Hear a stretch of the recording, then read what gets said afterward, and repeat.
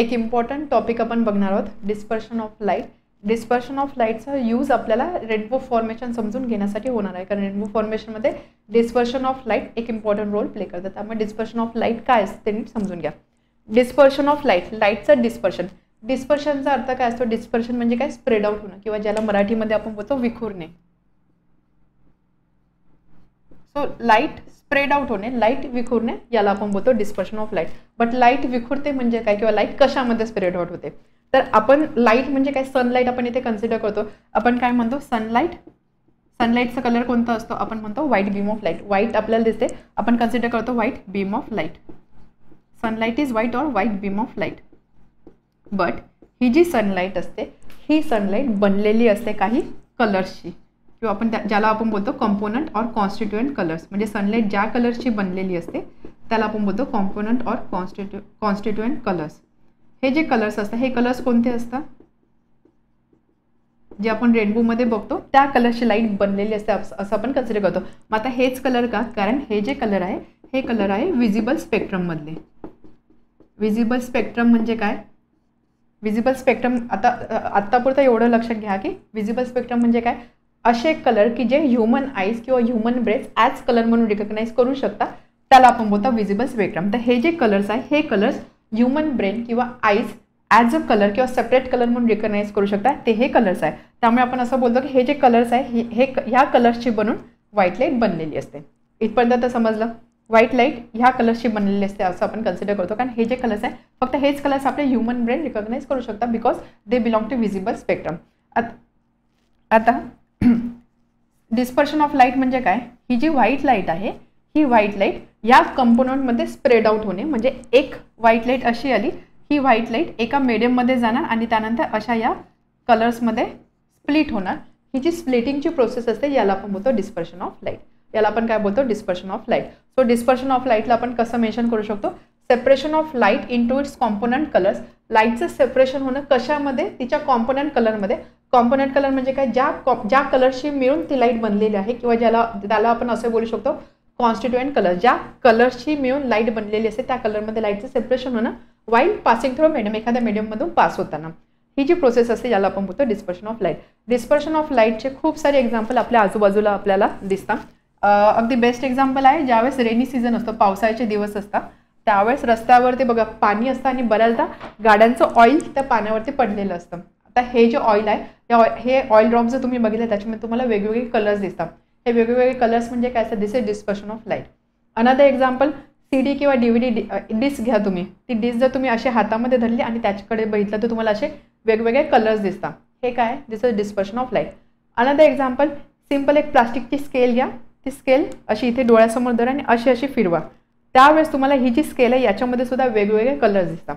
हे सगळं काय? हे सगळं होतं because of dispersion of light, किंवा हे आहे phenomenon of dispersion of light.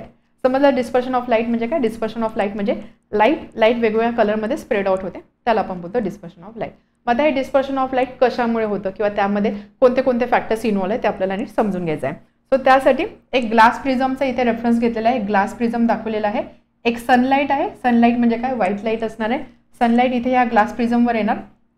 त्यानंतर एअर टू ग्लास लाईट येते. आता इथे काही अमाऊंटमध्ये रिफ्लेक्शन सुद्धा होणार आहे, जे आपण कन्सिडर करत नाही आहोत. आपण फक्त रिफ्लेक्शनचा विचार करतो. म्हणजे ह्या सर्फेसवर लाईट येईल, काही अमाऊंटमध्ये रिफ्लेक्शन सुद्धा होणार आहे, बट त्याचा आपण विचार नाही करत आहोत. सो सनलाईट इथे येणार, ह्या सर्फेसवर येणार. Air to glass, medium change होते. त्या मीडियम चेंज होते म्हणजे काय होणार? इथे होणार आहे रिफ्रॅक्शन होणार आहे. म्हणजे काय? इथे होणार आहे लाईटचं बेंडिंग. त्यामुळे काय होणार? लाईट इथे बेंड होणार आहे. बट आता इथे काय होतंय? आपण आत्तापर्यंत बघितलं ज्यावेळेस मीडियम चेंज होतं, लाईट अशी बेंड होते आणि मग अशी पास होते. बट आता इथे काय होतंय? ही जी सनलाईट आहे किंवा ही जी लाईट रे आहे, ही तिच्या कॉन्स्टिट्युएंट कलर्समध्ये इथे सेपरेट होते. फॉर एक्झाम्पल इथे रेड दिसतोय, त्यानंतर इथे अजून एक रे असेल ऑरेंजचा, त्यानंतर येलोचा, त्यानंतर ग्रीनचा, ब्ल्यूचा, इंडिगो, व्हायलेट. अशा कलरमध्ये लाईट स्प्रेड आउट होते. आणि त्यानंतर ह्या सर्फेसवर येणार light, again glass to air, again इथे मीडियम चेंज होते, अगेन इथे रिफ्रॅक्शन होणार आणि त्यानंतर ही प्रत्येक जी इंडिव्हिज्युअल जी रे आहे ती रे अशी बाहेर पडणार आणि इथे आपल्याला हे सगळे कलर्स मिळणार, ज्याला आपण बोलतो स्पेक्ट्रम ऑफ कलर्स. याला आपण काय बोलतो? Spectrum of colours. And this is dispersion. याला आपण काय बोलतो? Dispersion of light. बट आता हे डिस्पर्शन ऑफ लाईट कशामुळे होतं ते आपल्याला समजून घ्यायचं आहे. त्यासाठी सगळ्यात आधी आपल्याला माहिती पाहिजे की हा जो प्रत्येक कलर आपण बोलतो की सनलाईट जे आहे सनलाईट या सगळ्या कलर्सचे बनलेले जे कलर्स आपल्याला रेनबोमध्ये किंवा इंद्रधनुष्यामध्ये दिसतात. हे जे सगळे कलर्स आहेत हे कलर्स आपण ॲज सेपरेट कलर म्हणून कसं रिकग्नाइज करतो, म्हणजे व्हायलेट आपल्याला व्हायलेट म्हणून दिसतो किंवा रेड आपल्याला रेड म्हणून दिसतो किंवा येलो आपल्याला येलो म्हणून दिसतं. हे कशामुळे होतं, दिस हॅपन बिकॉज ऑफ वेवलेंथ. कारण हा जो प्रत्येक कलर आहे या प्रत्येक कलरची वेवलेंथ वेगळी आहे. वेवलेंथ म्हणजे काय ते माहिती तुम्हाला नसेल माहिती तर लगेच सांगते मी. वेवलेंथ म्हणजे काय, आपण बोलतो की light is a wave, light wave आहे किंवा इलेक्ट्रोमॅग्नेटिक रेडिएशन आहे. म्हणजे काय, लाईट अशा फॉर्ममध्ये ट्रॅव्हल करते असं आपण बोलू शकतो. ठीक आहे. वेवलेंथ म्हणजे काय, ही अशी वेव आहे, यामध्ये जर सपोज मी इथून सुरुवात केली, हा पार्ट कन्सिडर केला, इथून वेव स्टार्ट होते अशी इथे संपली.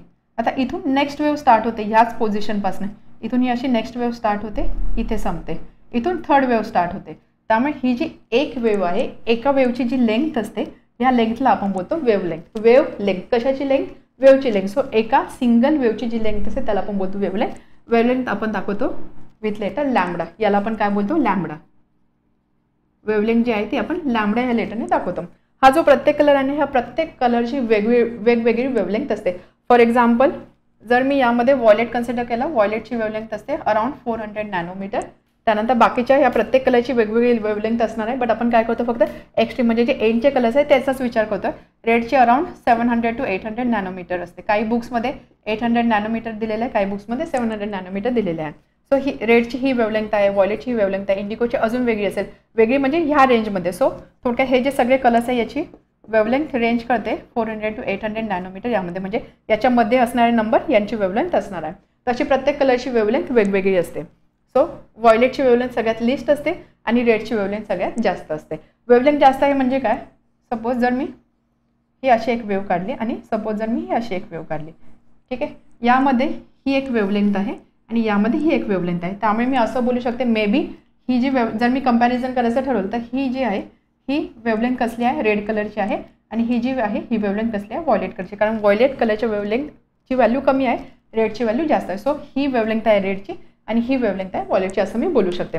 हे कशासाठी सांगते मी, फक्त वेवलेंथ म्हणजे काय ते समजण्यासाठी. सो आपण काय म्हणत आहोत की प्रत्येक कलरसाठी वेगवेगळी वेवलेंथ असते. आणि ह्या वेवलेंथमुळे काय होतं, आता बघा आपण ज्यावेळेस रिफ्रॅक्टिव्ह इंडेक्स हा टॉपिक बघितला रिफ्रॅक्टिव्ह इंडेक्स, त्यावेळेस आपण ॲब्सोल्यूट रिफ्रॅक्टिव्ह इंडेक्सचा एक टेबल बघितला ज्यामध्ये काही स्टँडर्ड व्हॅल्यूज होत्या. त्या स्टँडर्ड व्हॅल्यूज एक्सप्लेन करताना मी हे सुद्धा मेन्शन केलेलं की हा जो टेबल आहे किंवा ह्या टेबलमध्ये ह्या रिफ्रॅक्टिव्ह इंडेक्सच्या ज्या व्हॅल्यू आहे ह्या व्हॅल्यू एका पर्टिक्युलर टेम्परेचर प्रेशर कंडिशनला, स्टँडर्ड टेम्परेचर प्रेशर कंडिशन बोलता, म्हणजे एका पर्टिक्युलर टेम्परेचरला, एका पर्टिक्युलर प्रेशरला आणि एका पर्टिक्युलर वेवलेंथला घेतलेला आहे. तिथे मी मेन्शन केलेलं एका पर्टिक्युलर वेवलेंथला घेतलेला आहे. म्हणजेच काय, रिफ्रॅक्टिव्ह इंडेक्स हा वेवलेंथवर डिपेंड करतो. वेवलेंथ चेंज झाले तर रिफ्रॅक्टिव्ह इंडेक्सची व्हॅल्यू सुद्धा चेंज होणार आहे. समजते, refractive index depends on wavelength. Wavelength जशी चेंज होईल तसे रिफ्रॅक्टिव्ह इंडेक्स सुद्धा चेंज होणार आहे. त्यामुळे आता होतं काय, हे जे सगळे कलर्स आहे या प्रत्येक कलरची वेवलेंथ काय आहे, डिफरंट आहे. वेवलेंथ डिफरंट आहे, रिफ्रॅक्टिव्ह इंडेक्स वेवलेंथवर डिपेंड करतो. त्यामुळे हा जो ज्यावेळेस सनलाईट इथे येणार आहे, हा ग्लास मटेरियल आहे, ज्यावेळेस सनलाईट ह्या ग्लास मटेरियलमधून रिफ्रॅक्ट होऊन आतमध्ये जाणार आहे त्यावेळेस होणार काय, ही जी सनलाईट ही ज्या कलरची बनलेली आहे प्रत्येक कलरची वेवलेंथ वेगवेगळी आहे. त्यामुळे हा जो ग्लास मटेरियल आहे या ग्लास मटेरियलचा refractive index for red colour वेगळा असणार आहे, रिफ्रॅक्टिव्ह इंडेक्स फॉर ऑरेंज वेगळा असणार आहे, refractive index for violet colour वेगळा असणार आहे. समजतंय काय सांगते, प्रत्येक each colour has different wavelength, each colour has different wavelength. Different wavelength आहे म्हणजेच काय, मटेरियल तर सेमच राहते. बघा इथे काय होतं, ग्लास तर ग्लासच आहे, बट ग्लास प्रत्येक कलरसाठी वेगवेगळा रिफ्रॅक्टिव्ह इंडेक्स दाखवतोय. ठीक आहे, so refractive index is also different for each colour. नीट समजून घ्या काय सांगते. आता रिफ्रॅक्टिव्ह इंडेक्स म्हणजे रिफ्रॅक्टिव्ह इंडेक्स काय सांगतं की किती अमाऊंटमध्ये लाईट बेंड होणार आहे. जर प्रत्येक कलरसाठी रिफ्रॅक्टिव्ह इंडेक्स वेगळा आहे म्हणजेच काय, प्रत्येक कलरचं बेंडिंग सुद्धा वेगवेगळं होणार आहे, बरोबर. म्हणजे व्हायलेटचं बेंडिंग ज्या अमाऊंटमध्ये होणार आहे त्याच अमाऊंटमध्ये इंडिगोचं होईल असं नाही, इंडिगोचा बेंडिंग वेगळ्या अमाऊंटमध्ये होणार आहे. त्याच पद्धतीने ऑरेंज कलरचं बेंडिंग सुद्धा वेगवेगळ्या अमाऊंटमध्ये होणार आहे, कारण ते रिफ्रॅक्टिव्ह इंडेक्स प्रत्येक कलरसाठी वेगवेगळं आहे. Wavelength is each colour has different wavelength, therefore refractive index is also different for each colour and therefore each colour bend at different angle. हे असं का लिहितोय, कारण रिफ्रॅक्टिव्ह इंडेक्स म्हणजे काय, किती रिफ्रॅक्शन होतं, किती रिफ्रॅक्शन म्हणजे काय, किती बेंडिंग होतं. तर प्रत्येक कलर जो आहे हा वेगवेगळ्या अमाऊंटनी बेंड होणार आहे. तर यामध्ये एक गोष्ट लक्षात घ्यायची की रेड जो आहे हा लिस्ट बेंड होतो. Red colour bends least. आणि सगळ्यात जास्त बेंडिंग कोणाचं होतं? व्हायलेट कलरचं. Violet bends most. ठीक आहे. रेड कलरचं सगळ्यात कमी बेंडिंग होतं, व्हायलेटचं सगळ्यात जास्त बेंडिंग होतं. आणि त्यामध्ये आता इथे फक्त आपण रेड आणि व्हायलेट का कन्सिडर करतोय? आपण एक्स्ट्रीम केस म्हणजे टॉप आणि बॉटम ह्या 2 केस कन्सिडर करतोय. त्याच्या आतमध्ये असणाऱ्या कलरचं बेंडिंग प्रोपोर्शनली होणार आहे. म्हणजे बघा, रेड सगळ्यात कमी बेंड होत आहे, त्याच्यानंतर ऑरेंज त्यापेक्षा रेडपेक्षा जास्त बेंड होणार आहे, येलो ऑरेंजपेक्षा जास्त बेंड होणार आहे, ग्रीन येलोपेक्षा जास्त बेंड होणार आहे. अशा पद्धतीने म्हणजे प्रोपोर्शनली किंवा प्रमाणामध्ये सगळ्यात जास्त बेंड कोण होतं? व्हायलेट बेंड होतं. So red colour bends least and violet colour bends most. Okay. And therefore त्यामुळे होतं काय, इथे आलं त्यानंतर रेड जो आहे रेड एवढा बेंड झाला, त्यानंतर ऑरेंज एवढा बेंड झाला. त्यामुळे होतं काय, प्रत्येक कलर एक डिफरंट पाथ फॉलो करतो. प्रत्येक कलरची डायरेक्शन वेगळी आहे, कारण प्रत्येकाचं बेंडिंग वेगळं. बघा, असा सरफेस आहे, इथे आला रेडचा काही एक पर्टिक्युलर डायरेक्शन असेल, रेड असा बेंड झाला, व्हायलेट असा बेंड झाला, एक कलर असा बेंड झाला. म्हणजेच काय, प्रत्येक जो कलर आहे हा सेपरेट पाथ फॉलो करतोय. And therefore each colour follows separate path. आणि प्रत्येक कलर सेपरेट पाथ फॉलो करतो, त्यामुळे प्रत्येक कलर जो आहे तो सेपरेट होतो. सेपरेट एक प्रत्येकाचा एक आपला स्वतःचा मार्ग आहे, सेपरेशन होते. त्यानंतर इथे येते या सरफेसवर again glass to air medium change होतं, म्हणजे इथे अगेन रिफ्रॅक्शन होणार. रिफ्रॅक्शन होऊन रेड कलर असा बाहेर येणार, त्यानंतर ऑरेंज येणार, त्यानंतर येलो येणार, ग्रीन येणार, ब्ल्यू येणार, इंडिगो येणार आणि व्हायलेट येणार. तर अशा पद्धतीने हा जो प्रत्येक कलर आहे हा प्रत्येक कलर असा बाहेर येतो आणि सेपरेट आउट होऊन येतो. सेपरेट आउट होऊन एक in the form of spectrum तो बाहेर पडतो. डिस्पर्शन म्हणजे काय, व्हाईट लाईट वेगवेगळ्या कलरमध्ये सेपरेट आउट होणं किंवा व्हाईट लाईटचं स्प्लिट होणं. स्प्लिटिंग ऑफ व्हाईट लाईट किंवा splitting of sunlight is nothing but dispersion. म्हणजे हे जे फीचर आहे याला आपण काय बोलतो, डिस्पर्शन ऑफ लाईट. समजलं, थोडासा वेगळा टॉपिक आहे किंवा असं म्हणू शकतो थोडासा डिफरंट आहे, बट नीट समजून घ्या. सो मेजरली डिस्पर्शन कशामुळे होतं आहे? डिस्पर्शन यामुळे होतं की जी सनलाईट आहे, सनलाईटमध्ये वेगवेगळे कंपोनंट कलर्स असतात. प्रत्येक कलरची वेवलेंथ वेगवेगळी असते. आपल्याला माहिती आहे की एखाद्या मटेरियलचं रिफ्रॅक्टिव्ह इंडेक्स हे वेवलेंथवरती डिपेंड करतात. त्यामुळे प्रत्येक कलरसाठी हा जो ह्या ग्लासचा रिफ्रॅक्टिव्ह इंडेक्स हा वेगवेगळा असणार आहे, कारण वेवलेंथ जशी वेगळी तसं रिफ्रॅक्टिव्ह इंडेक्स असणार. म्हणजे रेडसाठी रिफ्रॅक्टिव्ह इंडेक्स वेगळा असणार आहे, व्हायलेटसाठी रिफ्रॅक्टिव्ह इंडेक्स वेगळा असणार आहे, ऑरेंजसाठी रिफ्रॅक्टिव्ह इंडेक्स वेगळा असणार आहे. आता रिफ्रॅक्टिव्ह इंडेक्स म्हणजेच काय, किती अमाऊंटमध्ये बेंड होतं. प्रत्येक कलरसाठी रिफ्रॅक्टिव्ह इंडेक्स वेगवेगळा आहे, म्हणजे काय, प्रत्येक कलर वेगवेगळ्या अमाऊंटमध्ये बेंड होणार आहे.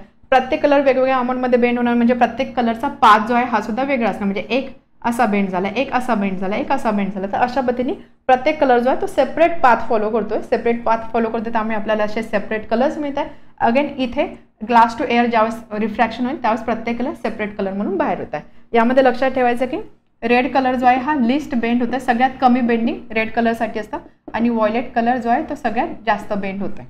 व्हायलेट कलर सगळ्यात जास्त बेंड होते आणि रेड कलर सगळ्यात कमी बेंड होते. किंवा आपण असं बोलू शकतो, असंही म्हणता की रेड कलर जो आहे तो फास्ट मूव्ह होतोय आणि व्हायलेट कलर जो आहे तो स्लो मूव्ह होतोय.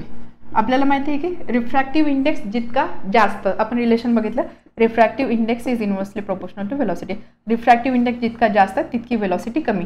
इथे फास्ट मूव्ह होतोय म्हणजे काय, वेलॉसिटी जास्त आहे. वेलॉसिटी जास्त आहे म्हणजे रेड कलरसाठी ग्लासचा रिफ्रॅक्टिव्ह इंडेक्स काय आहे, लो आहे.